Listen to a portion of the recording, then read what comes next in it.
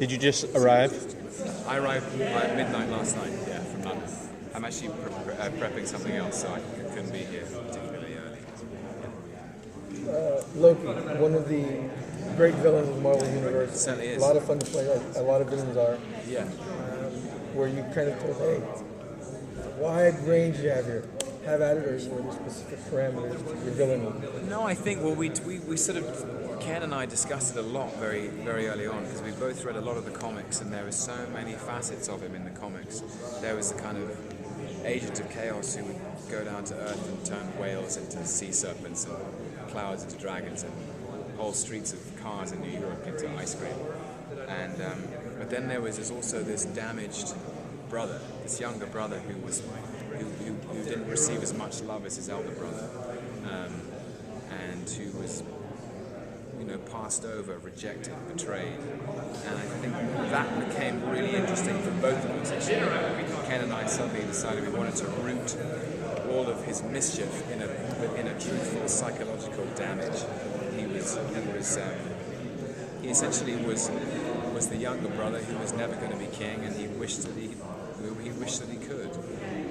And so all of his stuff comes from wanting to please his father, although there's a big reveal about who his father really is in the course of the film, which I won't reveal. But that it was rooted in that. I found though the duality of that, sort of like he's a villain, he has a lot of fun, he's a mischievous prankster, but at the same time he's in deep pain.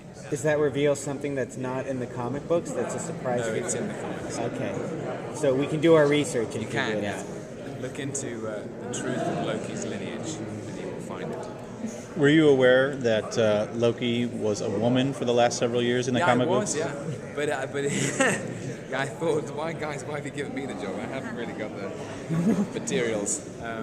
But he's only a woman. He comes back as a woman when after Ragnarok. I don't know if you guys know what Ragnarok is, but in Norse mythology, Ragnarok is the end of time. It's the end of not just the world; it's the end of the universe.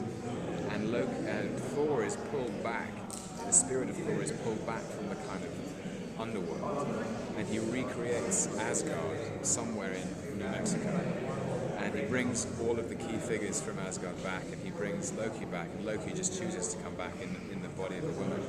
And then what's later revealed is that he's come back, he's stolen the body of Sif, and he's come back inside Sif's body.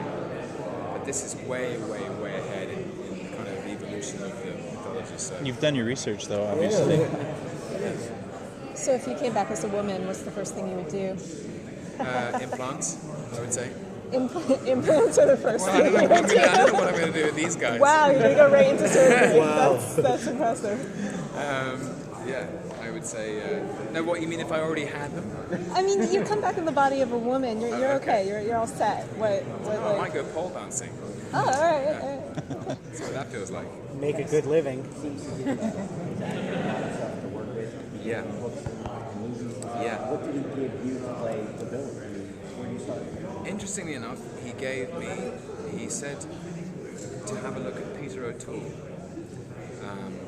Peter O'Toole in two specific films, The Lion in Winter and Lawrence of Arabia. I mean, two magnificent performances. And what's interesting about The Lion in Winter is he plays King Henry. And essentially it's about, what's beautiful about his performance is that you see how damaged he is. And there's a rawness, it's almost as if he's living with a layer of skin peeled away.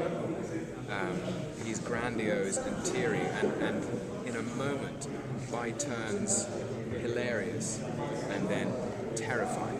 I mean, what we wanted was that kind of emotional volatility. He said, just have a look, not necessarily like, it's a different acting style, it's not quite the same thing, but there was it was fascinating to go back and watch an actor as great as O'Toole head for those high hills. And then actually on set, we used to do different takes of different scenes, and we'd have 3 different versions. The first one would always be like, he said you could have one for free. The second take would be the Peter O'Toole take. The third take would be the Clint Eastwood take. And the fourth take would be the Jack Nicholson. So it's like I had these 3 great actors, who were kind of like, I was trying to kind of pull stuff from. So which one ended up being used more often? He used to love the Clint, actually. It was between the Clint and the Jack. Because the Clint would be like, whatever you're feeling, put it away in a drawer somewhere at the bottom of you and throw away the key. And Jack would be just like, have a really good time. You know, it was like a relish, a deep sort of sense of enjoyment. You know, he was really enjoying himself.